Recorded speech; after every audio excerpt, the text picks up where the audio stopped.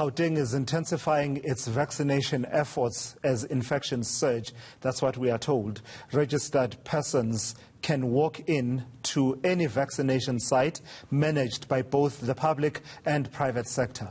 The president has set a target of 300,000 vaccines to be administered per day. Heidi Giokos is tracking the progress and joins us now from a vaccination site in Tembisa in the East Rand. 300,000, Heidi, that is an ambitious, tall daily vaccination target that has been set by President Ramaphosa.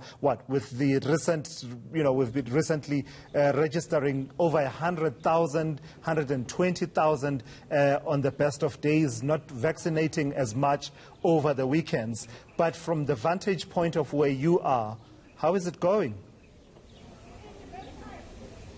I must say, Tulas, that today, Monday, the 5th of July, is quite a significant day for the vaccine rollout, given the fact that private vaccination sites are able to accept walk-ins and those who have registered and those who aren't on medical aid, where previously they were only assisting those on medical aid. We've seen an uptick at private sites and also at public vaccination sites, as that notice has gone out to say those eligible, those 60 and above, those 50 and above, educators, education staff and law enforcement officers, of course, are able to get their vaccines as of today. But we are joined by Terence Magoro, who's the Gauteng Health Ekurhuleni District Manager.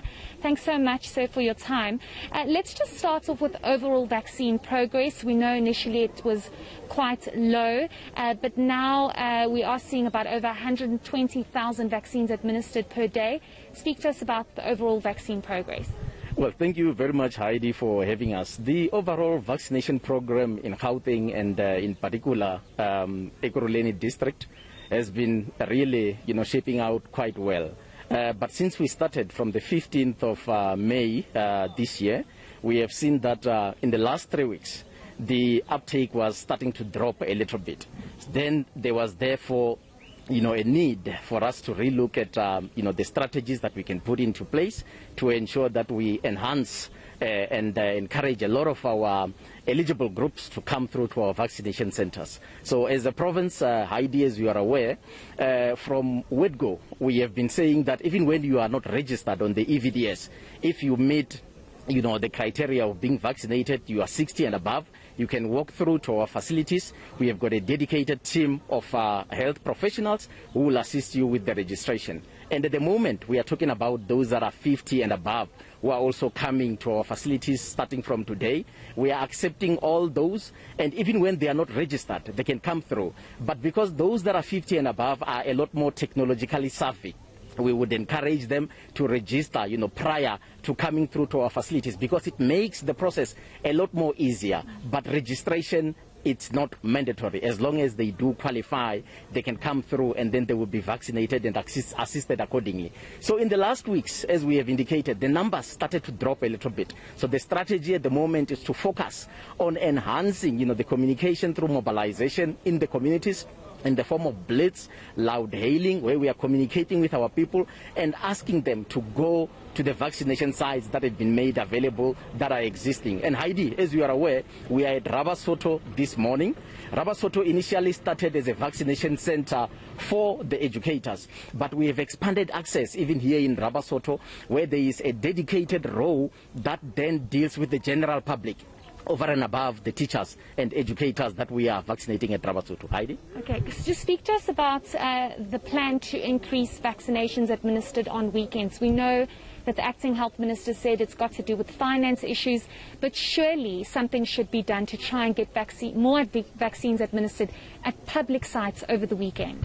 Absolutely, Heidi. As we are expanding vaccination through adding additional groups such as the 50 and above, we therefore naturally expect that there will be many more people that would require to be assisted in terms of vaccination. So the access that you are talking about will not necessarily mandate that we extend only over the weekends, but we must be flexible in our approach, where some of the vaccination centers that we have in the province will not necessarily operate, from 7 to 5.